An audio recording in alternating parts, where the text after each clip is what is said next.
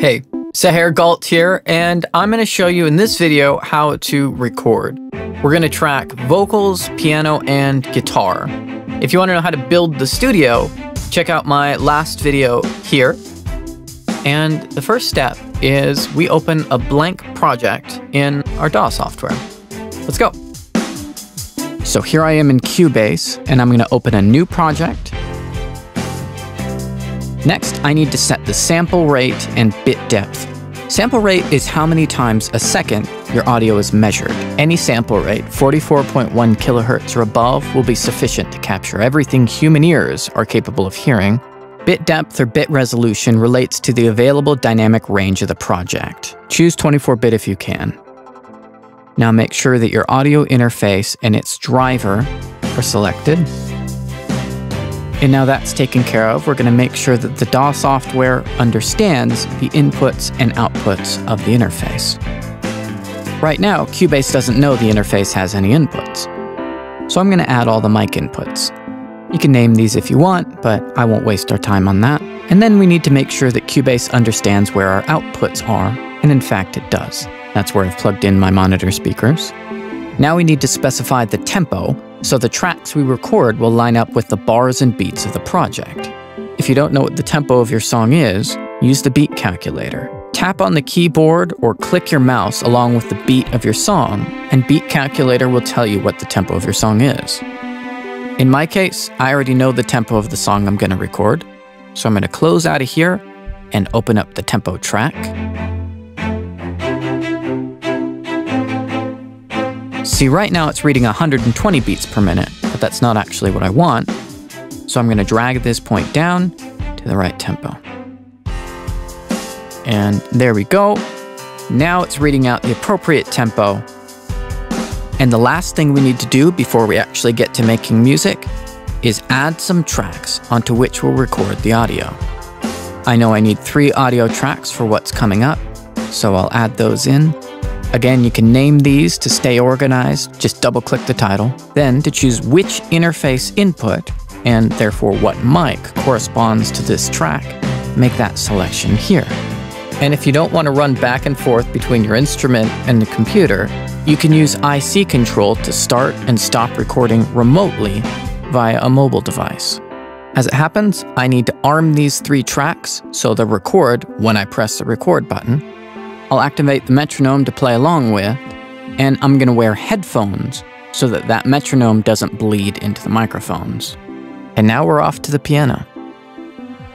There are lots of ways to mic up a piano. Anything from a single mic over where the bass and treble strings overlap, to a stereo pair of condensers at a single location in the room or hall, or even a bunch of mics at the hammers, at the sound holes, room mics at various locations, and all of those will be mixed to taste at the end. In my case, I know I want a piano sound with a crisp attack, so I've placed a couple large diaphragm condensers near the hammers, one over the bass strings and one over the treble strings so I get a nice balance. If I wanted to alternately minimize the attack of the piano, I'd just move the mics back a bit, and I'd end up with a mellower sound. I also want to capture some of the reverberance of the room, and so I have another large diaphragm condenser a few feet back from the piano, serving as a room mic. It's a pretty easy setup, and it'll sound good for this piano.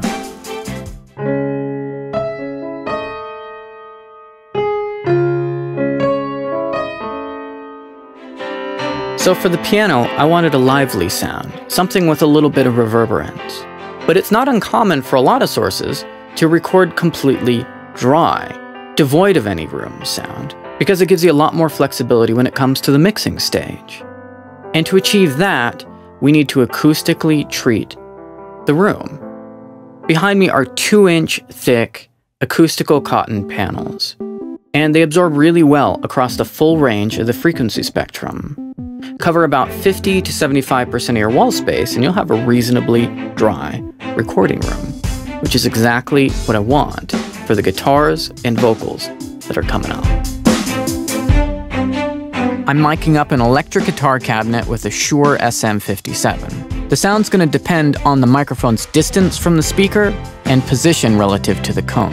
Closer to the cabinet is going to result in a drier sound, and closer to the cap, the center of the speaker, will result in a brighter sound.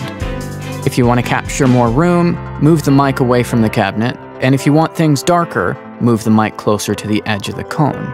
I'm ending up about 2 inches away from the cabinet and midway between the edge of the cone and the cap. Now it's time to play some guitar.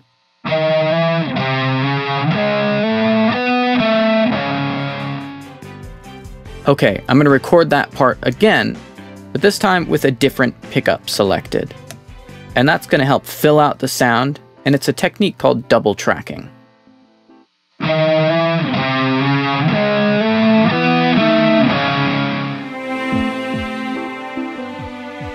Okay, I'm about to record vocals using the Shure KSM42, and you can see I've got its windscreen on, which you want to use anytime you're recording vocals. Here again, the position of the mic relative to the source, this time you, will color the sound. If you want a richer, fuller vocal, try angling the mic down from above so it captures both the resonance from your mouth as well as your chest. If you want to brighten up the vocal, try angling the mic upward to capture more of your sinus area. That said, I like to address the mic straight on to avoid coloring the sound too much at all. I'll be about 4 inches away from the microphone, and I might lean in a little bit for quiet passages and lean back a little bit for especially loud passages. But primarily, just make sure that you set the preamp gain on your interface to accommodate the loudest passage that you're going to sing. You want to make sure that you're not clipping the inputs on the interface. The most important part of getting a great vocal recording, though, is to prepare yourself as a singer. Check out my singing lessons here. Make sure you practice your part and warm up before you dive in. All right, here we go. Machine code ratifies an eyelid ever wide and bright stripes. Okay, any questions? Ask in the comments. If you're not already subscribed, do that so you don't miss the upcoming videos. And next time we're going to talk about mixing to get the most impact out of the tracks we just recorded. Okay, thanks for watching. I'm Saher Galt. I'll see you next time.